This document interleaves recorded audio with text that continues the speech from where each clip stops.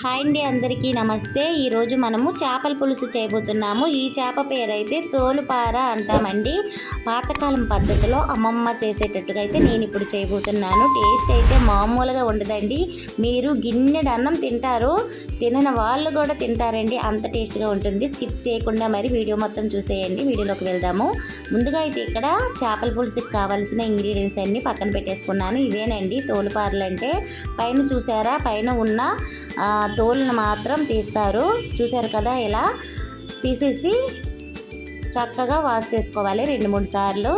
ఆ తర్వాత దీనికి కావాల్సిన ఇంగ్రీడియంట్స్: సన్నగా తరిగిన ఉల్లిపాయ ముక్కలు, ఆయిల్, అలాగే 2 టమోటాలు, తగినంత చింతపండు, కొంచెం ఉప్పు, అలాగే పచ్చిమిరపకాయలు పక్కన పెట్టేసుకోండి. ఇప్పుడు మనము ప్రాసెస్ అయితే స్టార్ట్ చేసేద్దాము. అందరూ కూడా లైక్ చేయండి వీడియోని మాత్రం. ముందుగా అయితే ఇక్కడ నేను కళాయి తీసుకున్నానండి. ఫస్ట్ కళాయి తీసుకొని మనం ఎప్పుడులాగా తాలింపు పెట్టకుండా అన్నీ కూడా ఇందులోనే మిక్స్ చేసి చూడండి. టేస్ట్ అయితే చాలా చాలా బాగుంటుంది.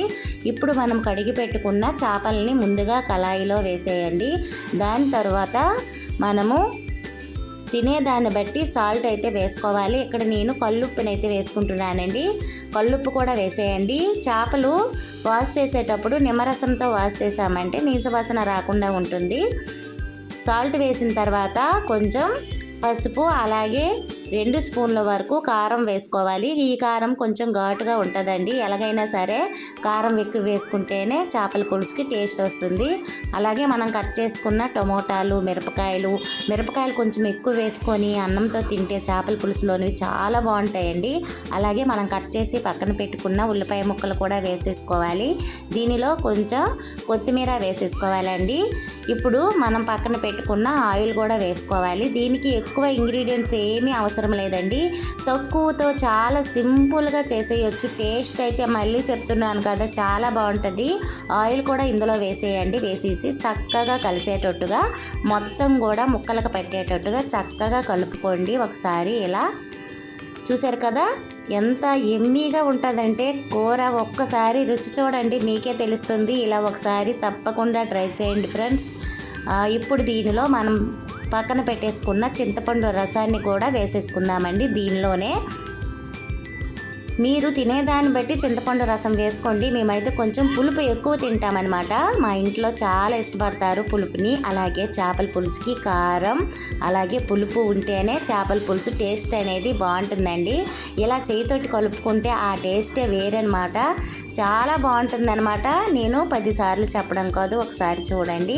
ఇప్పుడు దీన్ని స్టవ్ మీద పెట్టేసుకోండి. స్టవ్ మీద పెట్టేసుకొని మూత పెట్టేసుకొని మినిమం 15 నిమిషాల వరకు ఇది మీడియం ఫ్లేమ్లో పెట్టి కుక్ చేసుకోవాలండి. ఇక్కడ నేను 15 నిమిషాల తర్వాత అయితే చూపిస్తున్నాను. చూడండి, ఆయిల్ అంతా పైకి తేలింది కదా.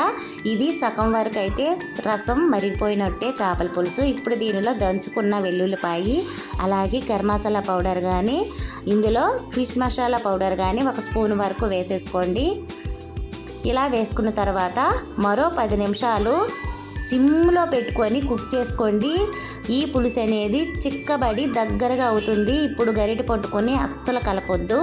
ఇలా చేతులతో ఇలా ఒకసారి కలుపుకోండి. ఇప్పుడు మళ్ళీ మూత పెట్టేసుకుందామండి. మూత పెట్టేసుకొని 10 మినిట్స్ కుక్ చేసుకుంటే రెడీ అయిపోతుంది. ఎమ్మీగా. చూసారు కదా చేపల పులుసు.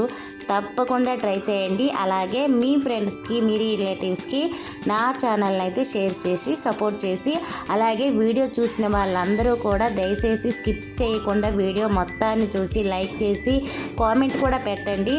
మీరు కూడా ట్రై చేసి మీకు ఎలా వచ్చిందో నాకైతే కామెంట్ సెక్షన్లో తెలపండి. Okay friends, thank you for watching. Bye bye.